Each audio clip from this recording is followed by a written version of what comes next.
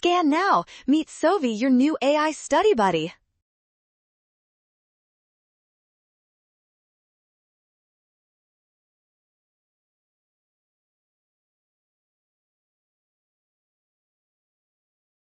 First, notice the platform rotates with negligible friction about a vertical axle. This means there are no external torques acting on the student platform system to change the total angular momentum.